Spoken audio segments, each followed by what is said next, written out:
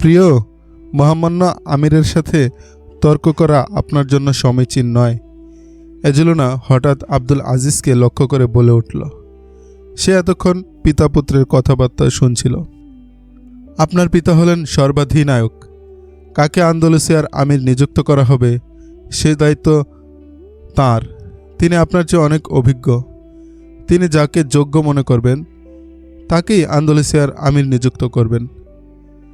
তারেক বিন জিয়াদ আন্দালুসিয়ার বিজয়ী হতে পারেন অনেক বড় একজন সিপাহ সালার। বাস্তবেও তিনি অনেক বড় মাপের একজন সিপাহ সালার। রডারিককে পরাজিত করা মামুলি কোনো ব্যাপার নয়। কিন্তু কোনো রাজ্যের আমির হওয়ার জন্য যে সকল গুণাবলী আর যোগ্যতার প্রয়োজন সেগুলো তারেক বিন জিয়াদের মাঝে নেই। সেগুলো একমাত্র আপনার মাঝেই বিদ্যমান আছে। আমার মাঝে? আব্দুল আজিজ আশ্চর্য হয়ে জিজ্ঞাসা করলেন। হ্যাঁ প্রিয়তম, এজেলুনা বলল, আপনার মাঝেই আন্দালুসিয়ার আমির হওয়ার যোগ্যতা আছে। আপনি এক মহান পিতার সন্তান। এমন মহানুভব পিতার তো খলিফা হওয়া উচিত। তিনি তার ব্যক্তিত্ব ও মহত্ব অনুযায়ী আপনাকে প্রতিপালিত করেছেন। আমি স্বীকার করছি, ইসলাম সমতা বিধানের নির্দেশ দেয়। ইসলামে গোলাম আর মনিবের মাঝে কোনো পার্থক্য নেই।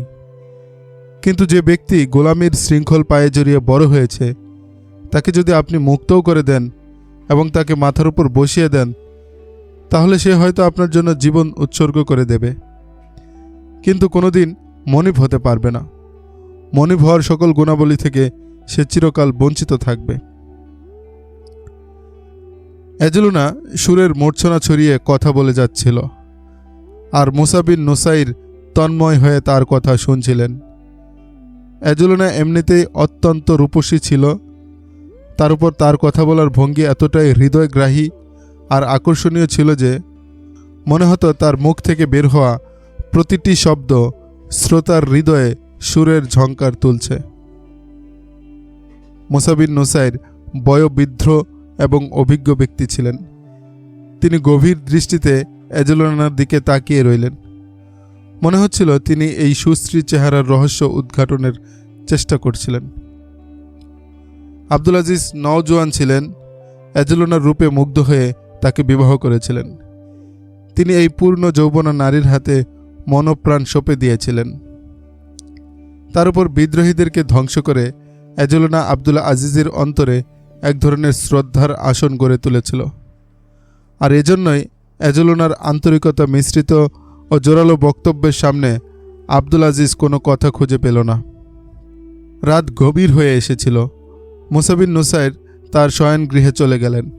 আব্দুল আজিজ এজেলুনাকে নিয়ে তাদের শয়নগৃহের দিকে রওনা হলেন।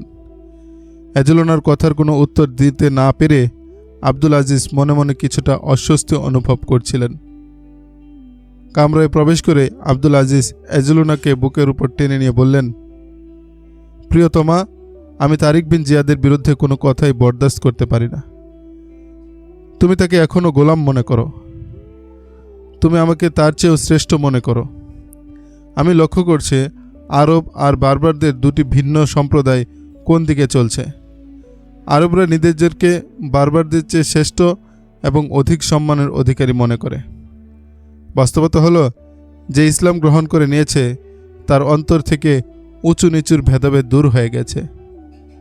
আল্লাহর দৃষ্টিতে শ্রেষ্ঠত্বের অধিকারী সেই যে আল্লাহকে বেশি ভয় করে। এজেলুনা শুধু রূপসীই ছিল না, বরং প্রশিক্ষণপ্রাপ্ত ছলনাময়ী নারীরাও তার কাছে খেলার পাত্রী ছিল। তার মুখের কথায় জাদুর প্রভাব ছিল। সে ভালো করেই জানত কোন সময় কোন ধরনের অভিনয়ের প্রয়োজন হয়। এজেলুনা দেখতে পেল আব্দুল আজিজ তারেক বিন জিয়াদের বিরুদ্ধে কোনো কথা শুনতে প্রস্তুত নয়। তাই সে তার চাল পাল্টে দিল। প্রকৃত অর্থে এজেলুনা মন থেকেই চাচ্ছিল যে আন্দালুসিয়ার প্রথম আমির হবে তার স্বামী আব্দুল আজিজ। আব্দুল আজিজ নিজেও বিয়ের সময় এজেলুনাকে এই প্রতিশ্রুতি দিয়েছিলেন, সে কোনো সাধারণ ঘরণী হবে না, রাজরানী হবে।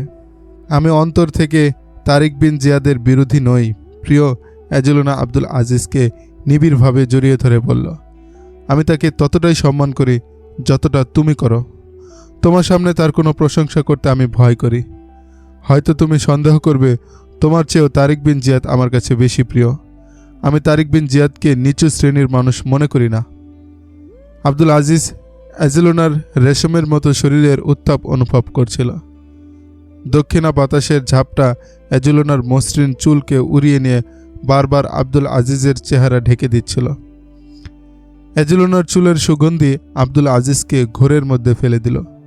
অ্যাজেলোনার নেশা ছড়ানো ক্ষীণ আওয়াজ আর তার প্রায় উলঙ্গ শরীরের এক একটি অঙ্গভঙ্গি আব্দুল আজিজকে উন্মাদ করে দিচ্ছিল। অ্যাজেলোনার এমন শারীরিক উত্তাপের কারণেই রডারিকের মতো লৌহপ্রাণ মানুষও মোমের মতো গলে যেত। সামান্য সময়ের ব্যবধানেই আব্দুল আজিজ একেবারে বশীভূত হয়ে গেল। মনে রেখো, অ্যাজেলোনা কথার জাদু ছড়িয়ে অবশেষে বলল, তোমার পিতাজি যদি তোমাকে আন্দালুসিয়ার আমির বানাতে চান, তাহলে আবার বলে বসো না এটা তারিক জিয়াদের হক। আমি তোমাকে আন্দালুসিয়ার সিংহাসনের উপর বসা দেখতে চাই। তুমি যা বলবে তাই হবে। অ্যাজেলোনা, আব্দুল আজিজ নেশাগ্রস্তের মতো জড়ানো আওয়াজে বলল। একদিন অ্যাজেলোনা তার ঘরে আব্দুল আজিজের কাছে বসেছিল। এক ঘরটি দেখতে মহলের মতো। খ্রিস্টান গভর্নর ইতিপূর্বে এখানেই থাকত। এ সময় একজন খাদেমা ঘরে প্রবেশ করে অ্যাজেলোনাকে সংবাদ দিল তার একজন পুরনো খাদেমা তার সাথে সাক্ষাৎ করতে চায়। সে তার নাম কি বলেছে? অ্যাজেলোনা জানতে চাইল। সে বলেছে, যদি আমার নাম বলি তাহলে রানী আমাকে সাক্ষাৎ করার অনুমতি দেবেন না। সে আরও বলেছে, রানী যদি সাক্ষাৎ করার অনুমতি না দেন তাহলে ক্ষতি তারই হবে। তাকে পাঠিয়ে দাও, অ্যাজেলোনা বলল। খাদেমা চলে যাওয়ার কিছুক্ষণ পর 25-30 বছরের একটি দীর্ঘাঙ্গিনী যুবতী মেয়ে ঘরে প্রবেশ করল। মেয়েটি দেখতে খুবই আকর্ষণীয়। ঘরে প্রবেশ করেই সে মাথা নুইয়ে সালাম পেশ করল। তুমি? অ্যাজেলোনা ভর্ৎসনার সুরে বলল। নাদিয়া, তুমি কি মনে করেছ আমি তোমাকে মাফ করে দিয়েছি? তুমি খাদেমাকে একথা কেন বললে যে আমি যদি তোমাকে সাক্ষাতের অনুমতি না দেই তাহলে আমারই ক্ষতি হবে? আমার কি ক্ষতি হবে? আমি ক্ষমা চাওয়ার জন্য আসিনি রানী, নাদিয়া বলল। আমি আমার বিশ্বস্ততার পরিচয় দিতে এসেছি। যদি আপনি আমাকে কথা বলার অনুমতি দেন তাহলে আমি বলতে পারি। তার অপরাধ কি, অ্যাজেলোনা? আব্দুল আজিজ জিজ্ঞেস করলেন। শাহ রডারিক যখন গোয়াডিলেট নদীর অভিমুখে রওনা হচ্ছিলেন তখন আমি এই মেরিডা চলে এসেছিলাম, অ্যাজেলোনা বলল। শাহ রডারিকের পরাজয় ও নিহত হওয়ার সংবাদ এখানে পৌঁছলে রাজিলিও আমাকে পাওয়ার জন্য উন্মাদ হয়ে ওঠে। সে এতটাই আবেগপ্রবণ হয়ে আমার সামনে তার ভালোবাসা প্রকাশ করে যে আমি তার ভালোবাসা গ্রহণ করতে বাধ্য হই। কিন্তু আমি তাকে বলি, আগের মেরিডাকে মুসলমানদের হাত থেকে বাঁচাও, এই শহরকে রাজধানী বানাও এবং আন্দালুসিয়া থেকে মুসলমানদেরকে বের করে দাও, তাহলে আমি তোমার হব। রাজিলিও এই শহরকে বাঁচানোর জন্য জান প্রাণ দিয়ে চেষ্টা করে। আমি নিজেও সেনাবাহিনী এবং শহরের আদিবাসীদেরকে লড়াই করার জন্য উদ্বুদ্ধ করি।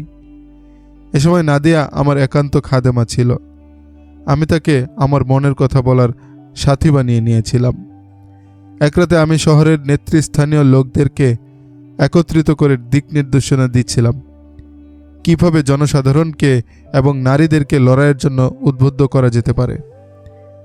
এই আলোচনায় রাজিলিও উপস্থিত ছিল না। সে অজুহাত দেখালো তার পিঠে প্রচণ্ড ব্যথা করছে। আমি আলোচনা শেষ করে রাজিলিওর অবস্থা পর্যবেক্ষণ করার জন্য তার কামরার দিকে রওনা হলাম। পথিমধ্যে অন্য একজন খাদেমা আমাকে বলল, নাদিয়া অনেকক্ষণ হয় রাজিলিওর কামরায় আছে। সে আমাকে আরও বলেছে সে চিলেকোঠার ছিদ্র পথে উভয়কে বিশেষ অবস্থায় দেখেছে। চিলেকোঠা থেকে নেমে এসে খাদেমা একটি জানালার সাথে কান লাগিয়ে তাদের সব কথা শুনেছে। নেশার ঘরে তারা এতটাই উচ্চ আওয়াজে কথা বলছিল যে তাদের কথা বাইরে থেকে স্পষ্ট শোনা যাচ্ছিল। খাদেমা আমাকে বলেছে তাদের কথা থেকে বোঝা যাচ্ছিল রাজিলিও গুপ্তচর বৃত্তির জন্য নাদিয়াকে আমার পিছনে লাগিয়ে রেখেছে। নাদিয়ার মাধ্যমে সে জানতে পারত আমি কোন কোন জেনারেলের সাথে দেখা করি এবং কারোর সাথে আমার বিশেষ কোনো সম্পর্ক আছে কি না। খাদেমার কথা শুনে আমি আমার কামরায় চলে আসি। কিছুক্ষণ পর নাদিয়া আমার কামরায় আসে। আমি তাকে জিজ্ঞেস করি, কোথায় ছিলে? সে আমার সাথে মিথ্যা কথা বলে। আমি লক্ষ্য করি সে তখনও নেশার ঘরে ছিল। আমি তাকে শুধু এতটুকু বলি যে এই মুহূর্তে এখান থেকে বের হয়ে যাও, আর কখনোই যেন তোমাকে এই শহরে না দেখি। সে চলে যাওয়ার সময় বলে যে রাজিলেও তাকে জোর করে তার কামরায় নিয়ে গেছে এবং তাকে হত্যা করার ভয় দেখিয়ে মদ পান করিয়ে তার সাথে। শাহী খানদানে এটা তো কোনো আপত্তিকর বিষয় নয়, আব্দুল আজিজ বললেন। সে যদি রাজিলিওর কথা না শুনত তাহলে তো রাজিলিও তাকে হত্যা করে ফেলত। তুমি রাজিলিওকে কিছু বলনি? না, এজেলোনা বলল। আমি তাকে বুঝতেই দেইনি যে আমি বিষয়টি জানি। নাদিয়াকে বের করে দিয়ে আমার কোনো আফসোস হয়নি। আমাকে আরও অনেকেই বলেছে খাদেমা হিসেবে নাদিয়া উপযুক্ত হলেও সে ছিল রাজিলিওর হাতের পুতুল। যা হওয়ার তা হয়েছে, আব্দুল আজিজ বললেন। এখন তাকে জিজ্ঞেস করো সে কেন এসেছে। সে বলছে সে তার বিশ্বস্ততা প্রমাণ করতে এসেছে। ঠিক আছে, বলো তুমি কি বলতে চাও। এজেলোনা নাদিয়াকে লক্ষ্য করে বলল, কি প্রমাণ পেশ করতে এসেছ? বসো, এখানেই বসো। আমি ক্ষমা ভিক্ষা চাইতে আসিনি, নাদিয়া বলল। আমি একথা বলতেও আসিনি যে আমাকে আপনার খেদমতের জন্য পুনরায় নিয়োগ দেওয়া হোক। আমি এটাও বলবো না যে আমি নিরপরাধ ছিলাম। আমি আপনার কৃতজ্ঞতা আদায় করব, কারণ আপনি আমাকে শুধু খাদেমাই মনে করতেন না, বরং আমাকে আপনার বান্ধবী মনে করতেন। আপনি সবসময় আমাকে মূল্যবান কাপড় পরিয়েছেন এবং আমাকে এই অনুমতি প্রদান করেছিলেন যেন আমি শাহজাদিদের মতো সাজগোজ করে চলি। আপনি আমাকে এতটাই গুরুত্ব দিয়েছিলেন যে মেরিডার গভর্নর রাজিলিও আমাকে পছন্দ করতে শুরু করে। সে প্রায়ই আমাকে তার কামরায় ডেকে পাঠাতো। সে আমাকে আপনার বিরুদ্ধে গুপ্তচর বৃত্তি করতে বলেছিল, কিন্তু আমি কখনো তাকে এমন কোনো কথা বলিনি যা আপনার বিরুদ্ধে যায়। আমি আপনার সাথে প্রতারণা করতে চাইনি। এখন কি জন্য এসেছ? আব্দুল আজিজ বললেন। রানী এজেলোনাকে হত্যা করার ষড়যন্ত্র হচ্ছে, নাদিয়া বলল, আর এজন্য আমাকেই প্রস্তুত করা হচ্ছে। আমাকে যেভাবে প্রস্তুত করা হচ্ছে সে কথা শুনলে আপনি অবাক হয়ে যাবেন। তুমি ধীরস্থিরভাবে তোমার কথা বলো, আব্দুল আজিজ বললেন। আমরা তোমার কথা শুনছি। আমি মেরিডা থেকে দূরে এক গ্রামে বসবাস করি, নাদিয়া বলল। সেখানে অনেক বড় এক জমিদারের ঘরে আমি কাজ করি, তার বাচ্চাদের দেখাশোনা করি। সেই জমিদারকে আমি বলেছিলাম আমি রানী এজেলোনার বিশেষ খাদেমা ছিলাম। একদিন সেই জমিদার আমাকে বলল, আমার সাথে চলো, আমি তোমাকে একজন জাদুকরের কাছে নিয়ে যাব। সে তোমার ভাগ্য বদলে দেবে। তুমি আবারও রাজমহলে চাকরি করতে পারবে।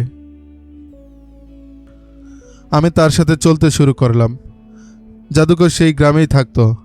আমি ইতিপূর্বে তাকে সেই গ্রামে দেখিনি। অল্প কয়েকদিন হলো সে এই গ্রামে এসেছে। সে আমাকে তার সামনে বসিয়ে জিজ্ঞেস করলো আমি কি চাই। আমি তাকে বললাম আমি রানী এজেলোনার বিশেষ খাদেমা ছিলাম। সামান্য ভুলের জন্য রানী আমাকে মহল থেকে বের করে দিয়েছেন। আমি চাই রানী আমাকে পুনরায় তার খেদমতে বহাল করুক। আশ্চর্য ব্যাপার হলো আমি আমার ইচ্ছা মনের মাঝে গোপন রেখেছিলাম। ইতিপূর্বে কাউকে এ ব্যাপারে কোনো কিছু বলিনি। জানি না আমার এই জমিদার মনিব আমার প্রতি এতটা সদয় কেন হলেন যে তিনি নিজে যেচে এসে আমাকে বললেন এই জাদুকরের মাধ্যমে এমন জাদু করাবো যে তুমি শাহী মহলে তোমার পূর্বের মর্যাদা ফিরে পাবে। আমি আমার মনের ইচ্ছাকে এজন্য গোপন রেখেছিলাম যে রানী এজেলোনা এখন আর রানী নন এবং আন্দালুসিয়ার সকল বড় বড় শহর মুসলমানদের হস্তগত হয়ে গেছে। বাদশা রডারিক মারা গেছে। তারপরও আমি রানী এজেলোনার কাছে আসতে চাচ্ছিলাম। আমার জমিদার মনিবের আন্তরিকতা দেখে আমি মনে মনে খুব খুশি হলাম। জাদুকর আমার মনের ইচ্ছার কথা জিজ্ঞেস করলে আমি তার কাছে আমার মনের কথা বলে দেই। জাদুকর আমার কথা শুনে আমার কপালের দুই পাশে আস্তে আস্তে আঙ্গুল দিয়ে ঘষতে লাগলো। সেই সাথে সে তার আংটি ধীরে ধীরে আমার কপালে ছোঁয়াতে লাগলো। জাদুকর আমাকে বলল তার এই জাদুর প্রভাব উল্টা হয়ে যাবে, সে যা বলবে তার বিপরীত ফল হবে। সে আমাকে তার বলা কথাগুলো উচ্চারণ করতে বলল। সে আমাকে বলল, রানী অ্যাজিলোনার চেহারা কল্পনা করো। তুমি তার চোখে চোখ রেখে তাকিয়ে থাকো। তার কথা অনুযায়ী আমি রানীর চেহারা আমার চোখের সামনে আনলাম এবং তার চোখে চোখ রাখলাম। জাদুকর আমাকে বলল, এখন তুমি বলো, এই নারী আমার দুশমন, আমি তাকে ঘৃণা করি। সে যদি আমার সামনে আসে তাহলে আমি তাকে গলা টিপে হত্যা করে ফেলব। আমি কয়েকবার এই বাক্যগুলো বলতে লাগলাম। জাদুকর আমাকে বলল, রানী অ্যাজিলোনার চেহারা কল্পনা করে এই বাক্যগুলো এমনভাবে বলতে থাকো যেন বাস্তবেই সে তোমার দুশমন। তুমি তাকে ঘৃণা করো এবং তুমি তাকে হত্যা করতে চাও। আমি এই বাক্যগুলো বারবার বলছিলাম, কিন্তু আমি আমার মনে রানীর প্রতি প্রকৃত ভালোবাসা রেখেছিলাম বলে ঘৃণা সৃষ্টি করতে পারছিলাম না। আমি জাদুকরকে বললাম, এটা আমার জন্য অসম্ভব। আমি আমার মনে রানীর প্রতি কিছুতেই ঘৃণা সৃষ্টি করতে পারবো না। যে রানী আমাকে এত বেশি সম্মান দিয়েছেন, তাকে আমি কিভাবে আমার মনের দুশমন করতে পারি? জাদুকর আমাকে এমন ভাব ও ভঙ্গির মাধ্যমে তার চিন্তা ব্যাখ্যা করে বোঝালো যে এটা মূলত ঘৃণা নয়, বরং মহব্বত। আমি তার কথা মেনে নিলাম। সে আমাকে আগেই বলেছিল তার জাদু শব্দের বিপরীত ফলাফল বয়ে আনবে। জাদুকর পুনরায় আমার কপাল ও কপালের দুই পাশে আঙ্গুল দিয়ে ধীরে ধীরে ঘষতে শুরু করল। আমার দুই চোখ ঘুমে জড়িয়ে আসছিল। হঠাৎ রানীর চেহারা আমার সামনে এমনভাবে ফুটে উঠল যে মনে হলো এটা কল্পনা নয়, বাস্তব। বাস্তবে রানী অ্যাজিলোনা আমার সামনে বসে আছেন। আমার মনে হলো আমি ঘুমিয়ে পড়েছি, কিন্তু আমি পার্থক্য করতে পারছিলাম না যে এটা স্বপ্ন নাকি কল্পনা। আমি স্পষ্ট দেখতে পেলাম যে রানী অ্যাজিলোনা আমার সামনে ঘোরাফেরা করছেন। আমার ভিতর এই ধরনের অনুভূতি সৃষ্টি হয়ে গেছে যে এই রানীকে আমি পছন্দ করি না, তার সাথে আমার কোনো সম্পর্ক নেই। কিছুক্ষণ পর এই স্বপ্ন বা কল্পনা শেষ হয়ে গেল। আমি স্বাভাবিক অবস্থায় ফিরে এলাম। আমি জাদুকরকে বললাম, আমার উপর কি ধরনের অবস্থা সৃষ্টি হয়েছিল? সে বলল, যদি এই অবস্থা সৃষ্টি হয়ে থাকে তাহলে তুমি সফল হবে। আমার দৃঢ় বিশ্বাস আমার জাদুও সফল হবে। তোমার কাজ হলো তুমি প্রতি রাতে এই সময় আমার কাছে চলে আসবে। তোমাকে 5-6 রাত আসতে হবে। তারপর একদিন অ্যাজিলোনা নিজে তোমার কাছে চলে আসবে। সে পূর্বের চেয়েও অধিক মহব্বতের সাথে তোমাকে তার মনের মাঝে জায়গা করে দেব। তুমি তার সাথে থাকতে পারবে। সবকিছুই আমার কাছে আশ্চর্যজনক লাগছিল। আমি নিজের মাঝে এক ধরনের পরিবর্তন লক্ষ্য করলাম, কিন্তু বুঝতে পারলাম না এটা কিসের পরিবর্তন। আমার মনে আমাকে সেখান থেকে নিয়ে এলো। আমি একথা ভেবে আশ্চর্য হচ্ছিলাম যে এই লোক আমার প্রতি এতটা সহানুভূতিশীল হয়ে গেল কেন? সে এতটা নিঃস্বার্থ হলো কিভাবে? আমার ভাগ্য পরিবর্তনের জন্য আমাকে এই জাদুকরের কাছে নিয়ে এসেছে কেন? আমার সন্দেহ হলো আমার প্রতি এই অনুগ্রহের বিনিময়ে সে আমার কাছে অস্বাভাবিক কিছু কামনা করবে, কিন্তু সহানুভূতি প্রকাশ করা ছাড়া আমার সাথে আর কোনো কথাই বলল না। পরদিন রাতে আমার মনিব আমাকে আবারও সেই জাদুকরের কাছে নিয়ে গেল। জাদুকর পূর্বের রাতের ন্যায় আমার উপর তার জাদু প্রয়োগ করল। সে আমাকে পূর্বের রাতের বাক্যগুলো বারবার উচ্চারণ করতে বলল। আমি তার কথা বলাগুলো মোহগ্রস্তের ন্যায় বলে যেতে লাগলাম। এই নারী আমার দুশমন, আমি তাকে ঘৃণা করি। সে যদি আমার সামনে আসে তাহলে আমি তাকে গলা টিপে হত্যা করে ফেলব। আমি এই কথাগুলো উচ্চারণ করছিলাম আর জাদুকরের কথা অনুযায়ী রানী অ্যাজিলোনার চেহারা কল্পনা করছিলাম। এ সময় জাদুকর আমার চেহারা 2 হাত দ্বারা ধরে সামান্য উঁচু করল। সে আমাকে বলল আমি যেন তার চোখে চোখ রাখি। আমি তার চোখের দিকে তাকানোর সাথে সাথে আমার মনে হলো আমি আমার চোখ তার চোখ থেকে পৃথক করতে পারবো না। তার ঠোঁট দুটি অনবরত নড়ছিল। আমার মনে হলো তার চোখ দুটি যেন দুটি আয়না। সেই আয়নায় আমি রানী অ্যাজিলোনার চেহারা স্পষ্ট রূপে দেখতে পাচ্ছি। আমার মুখ নিঃসৃত কথা আমি নিজ কানে শুনতে পারছিলাম। আমি বলছিলাম, এই নারী আমার দুশমন, আমি তাকে ঘৃণা করি। সে যদি আমার সামনে আসে তাহলে আমি তাকে গলা টিপে হত্যা করে ফেলব। এই বাক্যগুলো আমার মনে একটি সংকল্প হিসেবে স্থান করে নিচ্ছিল। জাদুকর আজকের মতো তার জাদুকর্ম এখানেই মুলতবি করল। সে আমার কপাল এবং কপালের উভয় পার্শ্ব তার আঙ্গুল দ্বারা ঘষতে ঘষতে বলল, খুব দ্রুতই তোমার ইচ্ছা পূর্ণ হবে। সে রাতে আমি আমার মনিবের সাথে ঘোড়াগাড়িতে চড়ে ফিরে আসছিলাম। পথে আমি মনিবকে বললাম, আমার বুঝে আসছে না আমার ইচ্ছা কিভাবে পূর্ণ হবে। কেন যেন আমার মনে হচ্ছে অ্যাজেলোনা আমার দুশমন, আমার উচিত তাকে ঘৃণা করা। আমার মনিব হাসতে হাসতে বলল, এই জাদুকর্মের রহস্য বোঝার চেষ্টা করো না। তোমার এই বিশ্বাস রাখা উচিত যে তোমার মনে ঘৃণার যে অনুভূতি সৃষ্টি হচ্ছে সেটাই অ্যাজেলোনার মনে তোমার প্রতি ভালোবাসা সৃষ্টি করবে। মনিবের কথা শুনে আমি চুপ হয়ে গেলাম। গতরাতে মনিব আমাকে আবারও সেই জাদুকরের নিকট নিয়ে গিয়েছিল। আম্মাকে অন্য একটি কামরায় নিয়ে যাওয়া হলো। সেখানে জাদুকরের সাথে আরও 2 জন লোক বসেছিল। তারা মুচকি হেসে আমাকে স্বাগত জানালো এবং সহানুভূতি জ্ঞাপন করে 2-1টি কথা বলল। জাদুকর আমাকে পাশের কামরায় নিয়ে গিয়ে বসতে বলল। আমি পাশের কামরায় চলে গেলাম। এই কামরায় আমার উপর জাদু প্রয়োগ করা হচ্ছিল। আমি উভয় কামরার দরজার মাঝখানে বসে পড়লাম। তারা দরজা ভিড়িয়ে রেখেছিল, দরজা পুরোপুরি বন্ধ করেনি। তাদের কথা আমি স্পষ্ট শুনতে পাচ্ছিলাম। তারা হিব্রু ভাষায় কথা বলছিল। হিব্রু ইহুদিদের ভাষা। তাদের ধারণা ছিল আমি তাদের ভাষা বুঝি না। সম্ভবত এ কারণেই তারা উঁচু আওয়াজে কথা বলছিল। রানী ভালো করেই জানেন যে আমি ইহুদিদের ভাষা বুঝি এবং বলতেও পারি। তারা অনেক কথাই বলছিল। সবচেয়ে জরুরি কথা যা আমি আপনাকে শোনাতে এসেছি। তাদের একজন জিজ্ঞেস করল, এই মেয়েকে দিয়ে এই কাজ করাতে পারবে? জাদুকর উত্তর দিল, আমি এখন নিশ্চিত যে এই মেয়েকে দিয়েই কাজ হবে। মাত্র 2 বারের আমল দ্বারাই তার মাঝে যে প্রভাব সৃষ্টি হয়েছে যা আমি চাচ্ছিলাম। আমার ধারণা ছিল এই প্রভাব চতুর্দিন সৃষ্টি হবে। আমার মনিব জিজ্ঞেস করল, আসল কাজ কত দিনে হবে? জাদুকর উত্তর দিল, 7ম বা 8ম দিনে। অন্যজন জিজ্ঞেস করল, এটা কিভাবে হবে? জাদুকর বলল, যেভাবে আপনাকে প্রথমে বলেছি সেভাবে হবে। এই মেয়ে অ্যাজেলোনার কাছে যাবে এবং তাকে গলা টিপে হত্যা করে ফেলবে। অন্যজন জিজ্ঞেস করল, যদি ধরা পড়ে তাহলে বলে দেবে না তো? তুমি তার উপর জাদু প্রয়োগ করেছ? জাদুকর বলল, তার স্বাভাবিক বিবেক বুদ্ধি লোপ পাবে। সে কিছুই বলতে পারবে না। যাকে দেখবে তার উপর পাখির মতো আক্রমণ করবে। তখন তাকে হত্যা করে দেওয়া হবে। এ নিয়ে আপনি কোনো চিন্তা করবেন না। আরেকজন বলল, আমরা এটাই জানতে এসেছিলাম। আমার মনিব বলল, অ্যাজেলোনাকে জীবিত রাখা ঠিক হবে না। সে আমাদের অনেক গুরুত্বপূর্ণ ব্যক্তিদেরকে ধরিয়ে দিয়ে হত্যা করিয়েছে। জাদুকর বলল, আমি তোমাদের উপর কোনো অনুগ্রহ করতে আসিনি। আমি প্রতিশোধের আগুনে জ্বলতে জ্বলতে এখানে এসেছি।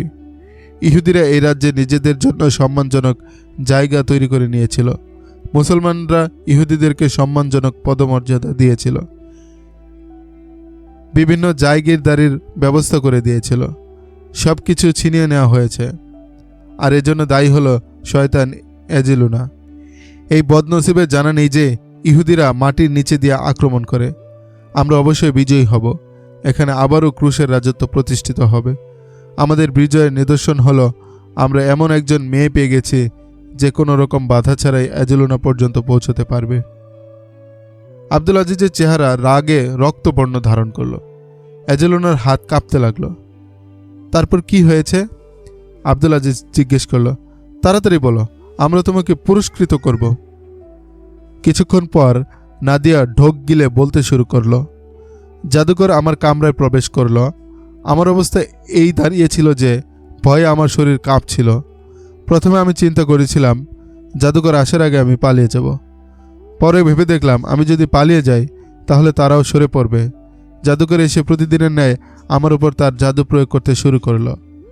সে আমাকে বলল, অ্যাজেলোনার চেহারা কল্পনায় তোমার সামনে উপস্থিত করো। তখন রানীর চেহারা কল্পনায় আনলাম না। অন্যান্য দিনের মতো আজও সেই বাক্যগুলো উচ্চারণ করলাম ঠিকই, কিন্তু নিজেকে পূর্ণরূপে সজাগ রাখলাম। কিছুক্ষণ পর জাদুকরের আমল শেষ হলো। এটা গত রাতের ঘটনা।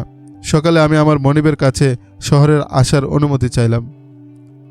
সে কোচোয়ান সহ ঘোড়া দিয়ে দিল। আমি কোচোয়ানকে শহরের প্রধান ফটক হতে বিদায় করে দিয়েছি। তাকে বলেছি আমি সন্ধ্যার সময় ফিরে আসব। কোচোয়ানকে আরও বলেছি, মনিবকে বলবে প্রতিদিন আমরা যেখানে যে সময়ে যাই সেখানে যাওয়ার অনেক আগে আমি এসে পড়ব। আমি আপনাদের দুজনকে এই সংবাদ দেওয়ার জন্য এসেছি। আমি রানীকে এই অনুরোধ করব না যে তিনি আমাকে পুনরায় তার খেদমতে নিয়োজিত করুন। আমি রানীর মহব্বত ও ভালোবাসার প্রতিদান দিতে এসেছি। রানী আমার প্রতি অনেক অনুগ্রহ করেছেন। আমি যে অন্যায় করেছি তার শাস্তি হিসেবে রানী ইচ্ছে করলে আমাকে হত্যা করে ফেলতে পারতেন। কেউ তাকে কোনো কিছু জিজ্ঞাসা করতো না, কিন্তু তিনি তা করেননি, বরং তিনি আমাকে নিরাপদে শহর থেকে বের হতে দিয়েছেন। রানীর প্রতি আমার মনে যে শ্রদ্ধা ও ভালোবাসা রয়েছে তা কোনোদিন নিঃশেষ হবে না এবং বিন্দুমাত্রও কমবে না। আমি আমার দায়িত্ব পালন করেছি মাত্র।